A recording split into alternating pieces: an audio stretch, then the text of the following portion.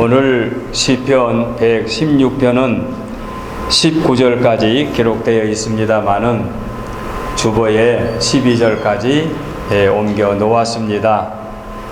특별히 오늘은 12절에 내게 주신 모든 은혜를 내가 여호와께 무엇으로 보답할까? 그런 말씀이 나오지요. 그래서 오늘은 은혜 받을 말씀의 제목을 무엇으로 보답할까? 이런 제목을 정했습니다. 무엇으로 보답할까? 보은, 보답이야말로 참으로 인생이 갖춰야 될 아름다운 덕목이고 우리의 삶의 본이라 하겠습니다.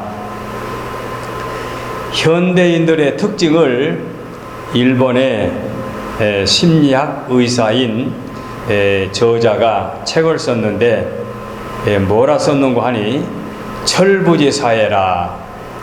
어린아이들이 철딱성이 없으면 철부지 없는 녀석이라고 말할 수는 있지만 철부지 사회라고 표현하는 말은 좀 생소하지요.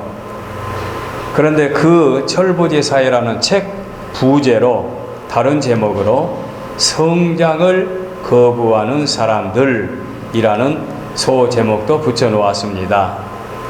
그 정신과 의사 가타다 다맘이라고 하는 그 정신과 의사인 일본의 저자가 일본 사회를 진단하는 그런 말인 줄 압니다만은 그 책의 특징을 소개해 본다면 현대인들은 어려운 일들을 피하려고 한다.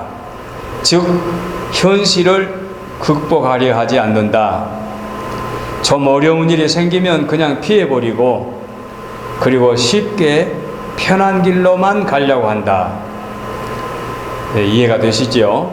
그리고 모든 책임은 남에게 돌려버리고 자신은 책임이 없다.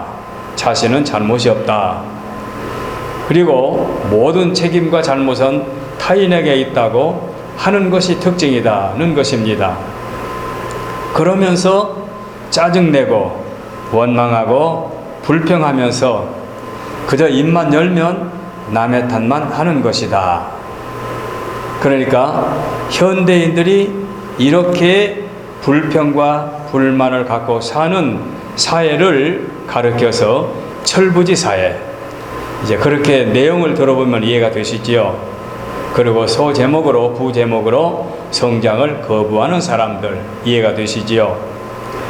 아마 이런 그 특징을 개인에게 아마 관련을 시켜보아도 이해가 되실 겁니다. 어느 개인이 불평과 불만만을 가득히 갖고 있으면서 모든 책임은 지려고 하지 않고 다른 사람에게 돌리고 힘든 일, 어려운 일은 하지 않으려고 하는 그런 현대인들이라고 하면은 철딱성이 없는 사람들, 아직도 철이 없는 사람이라고 표현할 수가 있겠지요.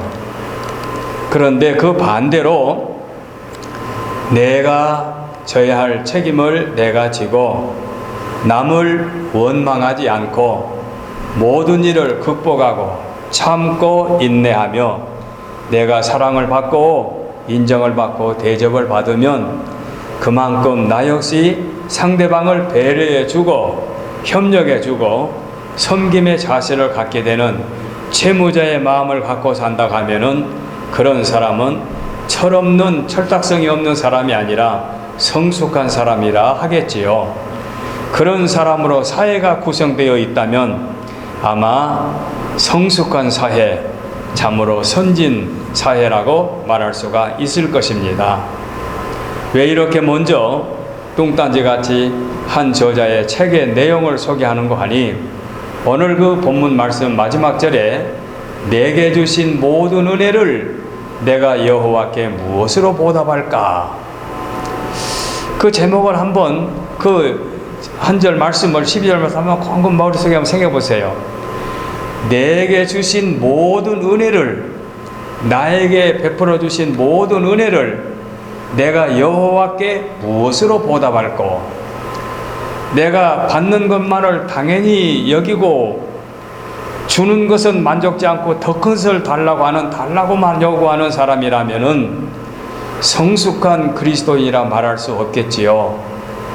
그런데 받은 은혜를 감사하면서 내가 무엇으로 하나님께 보답할까? 이런 마음을 갖고 있다면 성숙한 그리스도인이 안 되겠습니까?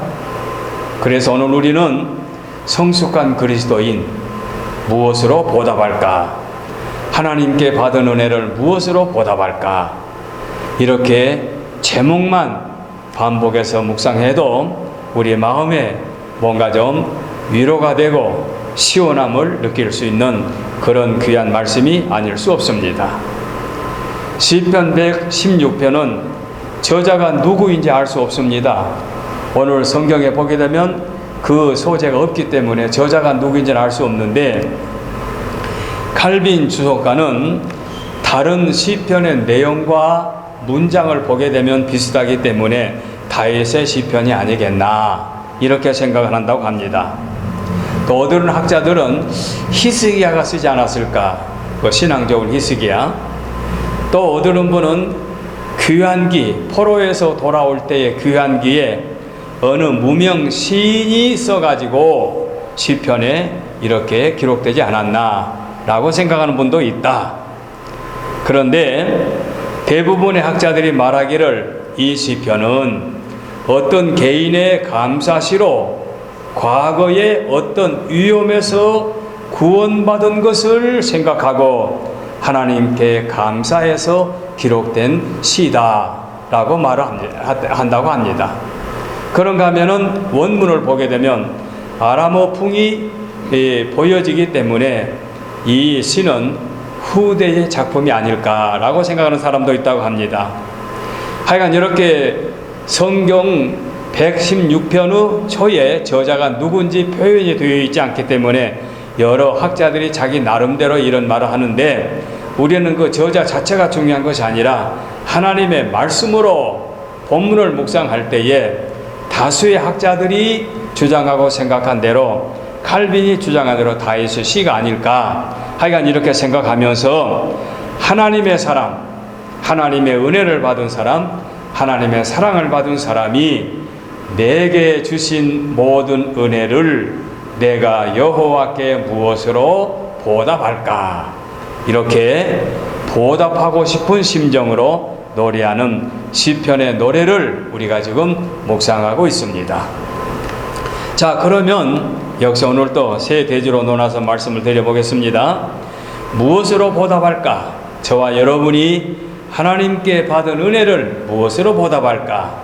첫째로, 받은 은혜를 잊지 않는 것이 보답입니다. 저와 여러분이 하나님께 받은 은혜가 무궁무진하지요. 말할 수 없지요. 근데 그 은혜를 잊지 않는 것이 보답입니다. 하나님께서 우리를 보실 때에 우리의 겉사람도 물론 하나님이 보시지만 우리의 속사람을 더 귀히 여기기 때문에 우리의 속사람이 하나님께 받은 은혜를 잊지 않고 살아가는 것을 하나님은 귀히 여기시고 기뻐하실 줄로 믿습니다. 그러므로 우리는 받은 은혜를 잊지 말자 하는 것이 보답의 첫걸음이다. 이렇게 제가 말씀을 드리겠습니다. 1절에 여호와께서 내 음성과 간구를 들으셨으므로, 여호와께서 내 음성, 내 간구를 응답하셨다 그 말이죠. 내가 그를 사랑하는 도다. 이게 받은 은혜를 기억하는 모습이지요. 그래서 하나님의 은혜를 잊지 않는 것. 6절에 자기를 지켜주셨고 어려울 때에 구원해 주셨으며, 8절 말씀에 영혼을 사망해서 눈을 눈물에서 발을 넘어지면서 건져주셨다. 그러니까 모든 은혜를 하나님께로부터 받고 그것을 기억하고 있는 것, 이게 보답의 첫걸음이다 말을 드릴 수 있겠습니다. 바울 사도가 은혜를 입고 선교사로 세움을 받아서 1차 전도여행을 떠납니다. 구브로의 섬을 거쳐서 비시대 안디옥에 이르러 복음을 증거합니다. 복음을 증거할 때 그가 일생 동안 배웠던 율법, 구약의 이스라엘 역사를 가지고 설교를 합니다. 그 말씀을 듣는 이들이 아주 신성하게 듣습니다. 예수 그리스도를 통하여 하나님께서 이스라엘 역사 속에 이렇게 역사하셨구나, 이 말씀을 들으니까 너무 새로운 거예요. 율법만 배우다가 이 복음의 말씀을 들으니까 구약의 역사를 복음으로 해석해 들으니까 너무 은혜가 되는 거예요. 너무너무 기뻐하는 거야. 아주 환호성을 띄우는 거예요. 그러고 나서 말씀이 끝나니까 그 바울과 바나바에게 가서 은혜를 많이 받았습니다. 다음 안식일에도 와서 우리에게 다시 말씀을 전해주세요, 이렇게 간구하지요. 그러니까 바울 사도가 반응이 뭐라 말씀합니까? 두 사도가 더불어 말하고 항상 하나님의 은혜 가운데 있으라 고 권했다고 그랬습니다. 그게 사도행전 13장 43절의 말씀입니다. 다음 안식일에도 우리에게 오셔서 말씀을 전해 주십시오. 오늘 말씀에 너무 은혜가 됐습니다. 그러니까 두 사도가 더불어 말하고 항상 하나님의 은혜 가운데 있으라. 항상 하나님의 은혜 가운데 있는 것이 귀하다는 얘기지요. 그것이 하나님께 보답하는 첫걸음이다, 이렇게 생각하고 바울 사도도 말씀해 주신 줄 압니다. 항상 하나님의 은혜를 기억하고 그 은혜 가운데 사는 것이 성도의 마땅한 도리이고 귀한 일이 아닐 수 없습니다. 영국의 선교사들이 아프리카의 나이지리아에서 이제 선교를 할 때에 그 선교사들이 선교하면서 이제 부둣가에서 배에서 내려고 배에 타고 그런 그 입장에 있을 때에 그 전도를 하는 중에 노예로 팔려간 사람들이 한 20여 명이 아마 이제 노예로 팔려갔던 모양이에요. 근데 그 20여 명 중에 아주 어린 아이가, 소년이 이제 끼어 있었던 거예요. 그래 선교사를 이렇게 자세히 보다가 돈 주고 사가는 사람들이 하는 말이, 이 아이는 노동력이 작기 때문에, 거의 없기 때문에 이 아이는 우리에게 파십시오 라고 이제 그 요청을 했습니다. 그러니까 처음에는 거절하다가 어떻게 이제 주고받고 하다가 이제 상당한 값을 주겠다고 그러니까 그 선교사들에게 그 소년 아이를 팔았습니다. 이거 돈 주고 사가는 그 노예 장사꾼들이. 그래서 이제 그 20명 중에서 한 소년이 선교사들에게 이제 넘김을 받았는데, 선교사들이 그 아이를 데리고 와가지고 선교부에서 청소 일도 시키고 물도 나르고 뭐 한국식으로 말하면 나무도 해오게 하고 또 불도 지피게 하고 막 그런 잡일을 시켰는가 봐요. 그런데 이 아이가 한 달, 두 달, 석 달 지나니까 조금 숙달 되더니 이 아이가 하나님께 기도하는 거예요. 기도하는 모습이 너무 성경을 보니까 귀엽겠지요. 그러니까 이 아이가 기도하는 모습을 보니까 쓸모가 있겠다 싶어가지고 영국 본국으로 보내가지고 공부를 시켰습니다. 이 아이가 착실하게 공부하는 거예요. 믿음으로 착실하게 공부를 하니까 너무너무 신기하죠. 그래서 선교부에서 이 아이를 신학대학까지 공부를 시켰습니다. 그리고 이제 신학을 졸업하고 목사 안수를 받게 되었는데, 되게 신학교 졸업한 때 되게 되면은 진로를 가지고 많이 이제 교수님들과 신학생들이 이제 그 신중하게 의논을 하지요. 그 목회로 나갈 분들, 신학을 공부를 계속할 분들, 또 어떤 분들은 선교사로 파송 나갈 분들, 이런 일을 갖고 진로를 많이 이제 그 대학, 일반 대학도 마찬가지로 합니다. 이제 이렇게 하는데 이 아이가 이제 그 졸업반 때 졸업 여행도, 수학 여행도 가지 않고 기숙사에서 하나님 앞에 엎드려 기도했습니다. 자기 진로를 놓고. 그러면서 하나님 아버지, 내가 이렇게 태어나서 이렇게 살다가 이렇게 선교사에게 넘김을 받아가지고 여기까지 와서 공부를 해서 목사가 될 터인데, 이제 목사 안수를 받을 터인데 내가 어디로 가서 일을 하겠습니까? 이렇게 간절한 마음으로 기도하는데 자기 처신을 생각해 보니까 다른 여러 노예로 팔려가는 사람들에게 비하면 너무너무 은혜가 큰 거예요. 그렇지 않겠어요? 저와 여러분이 그 소년의 입장이라도 그렇지 않겠습니까? 너무너무 은혜가 크니까 하나님, 제가 받은 은혜가 너무 크고 귀합니다. 만일에 하나님께서 저를 우리 본국으로 보내가지고 본국의 사람들에게 복음을 증거하라고 하면 하겠습니다. 이렇게 이제 기도하는데 확신을 섰습니다. 그래서 본국으로 선교사로 파송을 받습니다. 영국 선교부에서. 그래서 주께서 원하는 길이 그 길인 줄 알고 본국에 가서 복음을 증거했는데, 이 목사가 이름이 에디 자이 목사인데, 이 목사를 통하여 나이지리아에 그 복음이 크게 왕성하게 전파가 되었다는 그런 기록을 봤습니다. 이렇게 한 사람의 삶을 통해서 하나님께로부터 받은 은혜를 감사해서 잊지 않고 공부를 마치고 난 다음에 얼마든지 이제 신학을 졸업했으니까 진로를 얼마든지 선택할 수 있는데, 자기 본국에 돌아가서 가난한 데 동족을 위해서 복음을 증거하는 것을 그가 선택했을 때에 나라에 복음의 역사가 일어났다는 것은 은혜를 잊지 않음으로 말미암아 하나님께 보답하는 결실이 아닌가 생각해서 말씀을 드립니다. 무엇으로 보답할까? 참으로 철딱선이 없는 사람들이 하는 말이 아니라, 철딱선이 없는 사람들은 달라고만 합니다. 그러면서도 만족이 없습니다. 계속해서 요청만 합니다. 그래서 호의를 호의로 여기지 않고 호의를 권리로 여긴다. 그런데 성숙한 사람들은 호의를 호의로 여기고 받은 은혜를 기억한다는 말씀이지요. 두 번째입니다. 무엇으로 보답할까? 놀라지 마십시오. 두 번째로는 불평하지 않는 것이 보답입니다. 불평하지 않는다. 자, 쉽게 생각해 보세요. 지금까지 과거에 큰 은혜를 받아왔습니다. 이걸 기억하는 것 귀하다고 했지요. 이게 보답을 그랬죠. 근데 현재 상태에서 어려움을 당할 때에 그 어려움을 지난날의 은혜를 생각하고 불평하지 않는 것이 보답이라 그 말입니다. 지극히 당연한 기본적인 예의 아닙니까? 조금 어렵다고 해서, 조금 힘들다고 해서 다시 짜증내고 원망하고 비방하고 불평을 하게 되면은 그건 보답이 아니지요. 그건 받은 은혜에 대해서 배신이지요.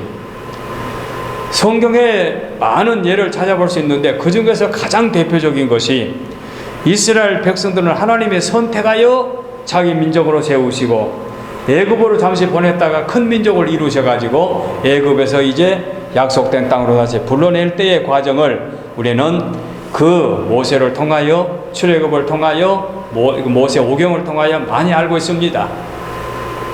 이스라엘 백성들이 이제 출애굽한 다음에 그 자손들이 람셋에서 출발해가지고, 애굽 땅 람셋에서 출발해가지고 숲곳을 거쳐 에담을 지나 바알 수본 앞 비아히롯 사막 믹돌에 이르기까지 왔습니다.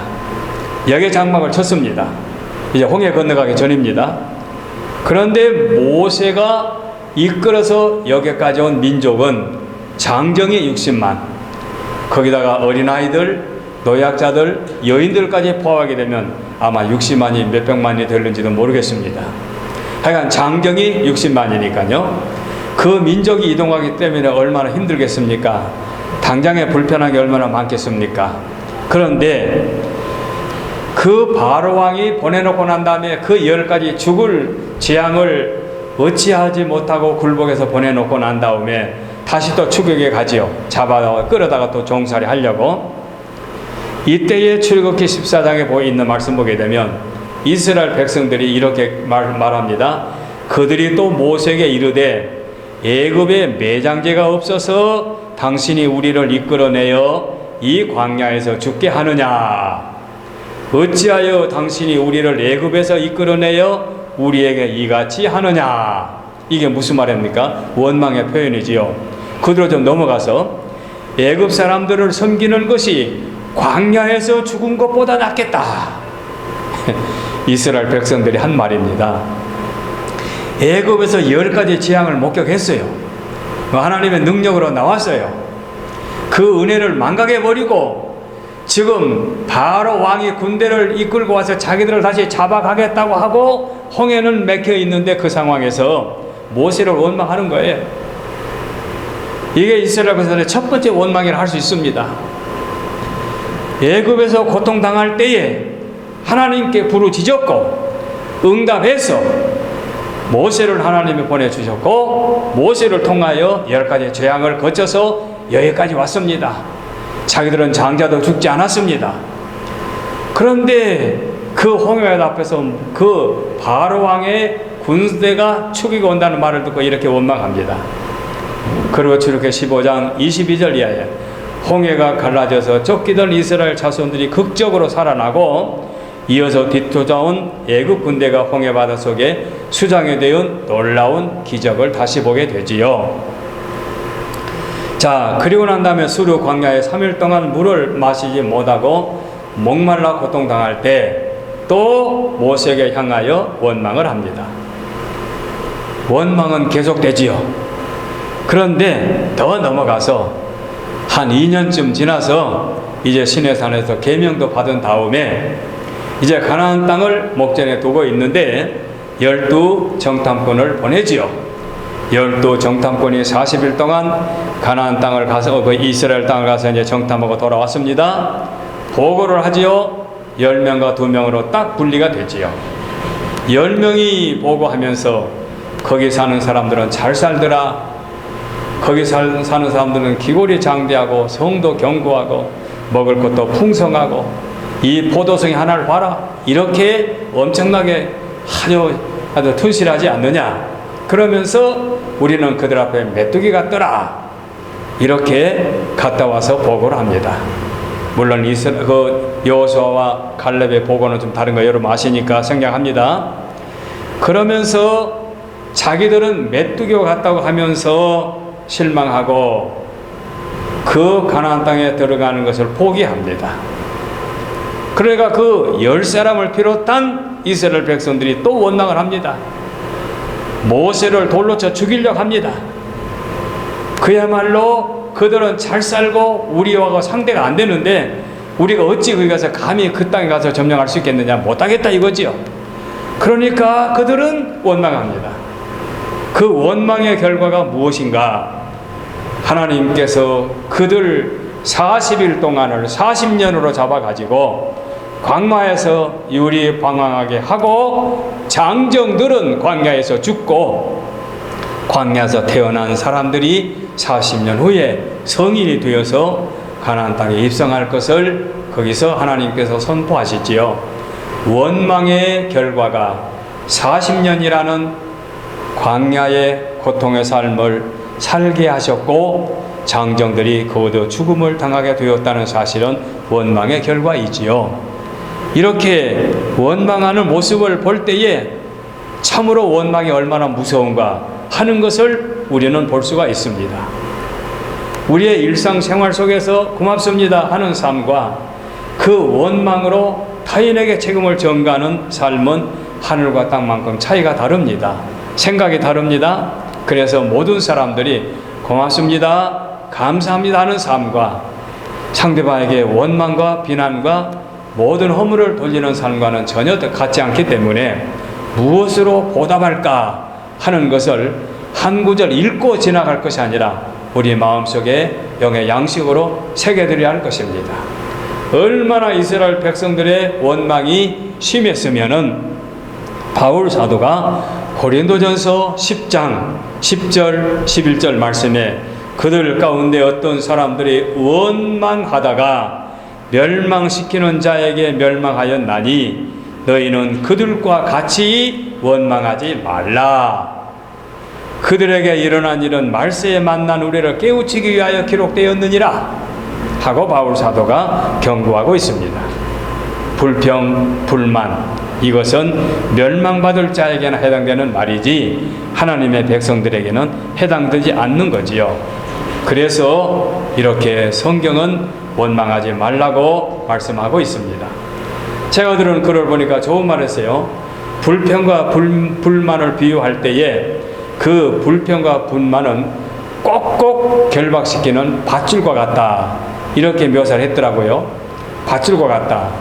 그래 어떤 그 장정이 장에 가서 술을 거나하게 쥐어가지고 집으로 돌아가다가 이제 나룻배를 타고 배를 이제 강을 건너가야 되는데 술이 취해서 밤늦게 와서 보니까 아무도 사람이 없는 거예요.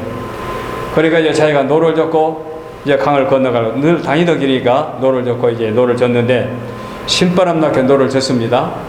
술김에 신나게 지친지도 모르고 노를 젓는데 먼동이 튼 거예요. 먼동이 터서 보니까 자기 목적지로 도달하지 못하고 배는 그 자리에서 넘어져고 있었던 거예요. 보니까 배를 묶어놓은 밧줄을 풀지 않고 넘어져고 있었던 거예요.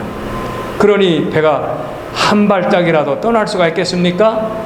바로 원망과 불평은 밧줄로 나를 꽁꽁 매놓은 것과 마찬가지다. 그러니 밧줄을 풀어야 배가 출발하는 것처럼 우리도 원망과 불평을 버릴 때에 우리의 삶은 전진하게 된다는 말씀을 보면서 공감이 가기 때문에 소개하는 것입니다. 무엇으로 보답할까? 아름다운 말씀이지요. 불평과 불망하지 않는 것. 그러니까 지난 과거의 은혜를 기억하고 현재의 고통 가운데서 불평하지 않는 것. 이것이 성숙한 그리스도인들의 하나님께 보답하는 자세다는 것입니다. 마지막 세 번째로 하나 더 무엇으로 보답할까? 내게 주신 모든 은혜를 내가 여호와께 무엇으로 보답할까? 무엇으로 보답할까? 세 번째, 감사가 하나님께 보답하는 것입니다. 세 번째 답은 여러분도 아마 두 대지까지 말씀드릴 때에 세 번째가 감사로 나올 것 짐작할 수도 있었을 겁니다. 내게 주신 모든 은혜를 여호와께 무엇으로 보답할까? 17절에 내가 주께 감사제를 드리고 여호와의 이름을 부르리이다. 우리가 12절로 본문은 끝냈습니다마는 17절에 주께 감사제를 드리고, 우리가 헌금을 드리는 것 액수가 크든 작든 무슨 명목의 헌금이든 감사하는 마음으로 드리는 헌금은 헌금입니다. 그런데 감사가 없는 그 헌금은 헌금이 아니라 적선이지요. 저와 여러분이 주일마다 헌금을 드릴 때 꼭 감사하는 마음으로 드리는 헌금이어야 됩니다. 이것이 감사의 행위인 것입니다. 이 행위가 하나님께 보답하는 행위란 거지요. 감사 행위. 이화여대 총장 중에 장상이라는 총장이 계시다면서요. 저는 그거는 개인적으로는 모릅니다만은 그분이 그 글을 보니까 아주 감동될 말씀이 있더라고요. 그가 살아온 70여 년 동안의 삶을, 자기의 70년 동안의 삶을 한약 보자기에다가 담아가지고 이렇게 짜면, 그러면 꼭 짜서 나오는 것이, 그 약물, 밑에 약물이 쏟아지는 것이 나오는 것이 내 삶을 한약 보자기로 짜서 나오게 되는 것이 있다면 그것은 감사라는 두 글자가 뚝뚝 떨어질 것이다. 이렇게 묘사했어요. 그러면서 그의 일생을 크게 셋으로 분류해가지고 이렇게 말하더라고요. 내가 어렸을 때 38선을 넘어올 때에 인민군에게 붙잡혀서 죽을 고비를 당했을 때 어느 천사 아주머니를 만나서 극적으로 구출을 받았는데, 그게 하나 첫째로 이제 자기가 꼽고, 두 번째로는 건강을 자신하다가 뜻하지 않게 대수술을 받은 일이 있었는데, 그 수술을 받고 난 다음에 내 건강이 아무것도 아니구나. 인간은 역시 흙으로 하나님께서 빚으셨기 때문에 언제든지 깨질 수가 있고 금이 갈 수가 있고 망가질 수가 있구나. 역시 인간의 존재는 하나님이 손으로 붙잡아 주셔야만 되는구나 하는 것을 두 번째 깨달았다는 거예요. 세 번째로는 2002년도에 국무총리 서리로 이제 피성이 되어 가지고 이제 청문회를 이제 맡게 되는데, 청문회 질문자들 앞에서 질문을 할 때에 대답하지 못하고 너무 쩔쩔매고 또는 망신을 당하고 궁색하고 곤욕스러움을 느낄 때에, 그때에 뭘 느끼는 거니? 내가 앞으로 하나님 앞에 나가게 되면 이런 식으로 내 부끄러운 것을 신문받게 되었구나. 인간의 삶은 아무것도 아니구나. 역시 하나님의 도우심의 손길만이 나에게 소중한 것이구나. 자기의 삶을 크게 셋으로 분류해가지고 죽을 고비에서, 병든 삶 속에서 그런 고통의 신문을 당하면서 감사라고 하는 것을 깨닫고, 내 삶을 한약 보자기에 싸가지고 꼭 짜게 되면 감사라는 두 글자가 뚝뚝 떨어질 것이다 라고 표현했는데, 과연 대학 총장이어서가 아니고 국무총리 서리여서가 아니고 또는 하이클래스 수준의 높은 교수여서가 아니고 하나님 앞에 한갓 성숙한 그리스도인의 자세를 그대로 보여주는 말씀이구나. 하나님 앞에 성숙한 그리스도인의 자세는 바로 이것이구나. 이걸 저는 깨달았습니다. 과연 그와 같은 모습을 우리가 본받을 때에 무엇으로 보답할까? 우리는 아까 말씀대로 구약의 역사를 보면 이스라엘 백성은 너무너무 반복해서 사사시대도 보면 힘들고 어려울 때 하나님 앞에 부르짖습니다. 하나님이 사사를 통해서 도와주십니다. 그러면 또 타락합니다. 그리고 은혜를 잃어버립니다. 또 망각합니다. 이렇게 반복하다가 시편에 들어와서 오늘 이렇게 말씀 보니까 무엇으로 보답할까? 그리고 조금 넘어서 시편 136편의 말씀 보게 되면 여호와께 감사라, 여호와께 감사라 하면서 그 하나님의 놀라운 감사를 계속해서 감사 노래하는데, 그 136편의 말씀을 보게 되면은 천지 창조로부터 시작해서 아까 제가 묵상기도 때 나오는 대로 나를 나되게 하신 하나님께 감사라 말 계속해서 감사가 이어집니다. 여호와께 감사라 하는 그 말씀은 후렴처럼 나오는데, 하나님께서 땅을 물 위에 펴신 하나님께 감사하라, 빛들을 지으신 하나님께 감사하라, 해로 낮을 조간하게 하신 이를 하나님께 감사해라, 달과 별들로 밤을 조간하게 하신 하나님께 감사하라. 이렇게 이어져요. 그리고 하나님께서 시편에 이렇게 노래하는 그 감사의 말씀도 귀한데, 욥기서에 있는 말씀 보게 되면, 욥기서 38장 이후에 있는 말씀 보게 되면 욥과 친구들의 대화가 다 이제 끝난 다음에 해결이 안 되니까 하나님이 이제 말씀하기 시작합니다. 누가 땅에 기초를 놓았느냐? 누가 도량형, 무게며 길이며 하는 것을 도량법을 정했느냐? 바다가 못해서 터져 나올 때, 누가 구름으로 옷을 만들 때, 흑암으로 보자기를 만들 때, 얼음은 누구에서 태어났느냐? 공중의 소리는 누구에서 나왔느냐? 별자리를 누가 만들었느냐? 얼음은 누구에게서 났느냐? 또는 뭡니까? 북두칠성은 다른 벼락에 북두칠성을 다른 벼락에 이끌어낼 수가 있느냐? 하늘의 궤도를 네가 아느냐? 그러면서 가슴속의 지혜는 누가 주었느냐? 저와 여러분의 마음속에 주신 가슴속의 지혜는 누가 주었느냐? 이런 식으로 하면서 질문을 해요. 이게 욥기서 후반부에 계속 나오지 않습니까? 심지어는 그 짐승을 향해서 수만 가지를 가지고 이렇게 비유를 하는데, 바로 그 하나님께서 이스라엘 백성들을 천지를 창조하신 데서 애굽에서 이끌어내시고 홍해를 건너고 광야를 거쳐서 가나안 땅의 왕들을 물리치고 가나안 땅을 주신 하나님께 감사하라 하면서 여호와께 감사하라, 그는 선하시고 영원하다고 노래하는 말씀이 136편인데, 이렇게 이스라엘 백성들이 원망으로 하나님 앞에 범죄를 했는데, 시편에 오게 되면 이렇게 시편 기자들을 통해서 감사의 아름다운 시편을 보면서 우리 마음속에 큰 위로와 힘을 얻게 되는 것입니다. 그래서 시편 기자의 간증은 우리의 간증이 되어야 되고, 우리도 무엇으로 보답할까 해서 크고 작은 내 삶 속에서 그 은혜를 감사할 때에 보답하는 성도가 되는 것입니다.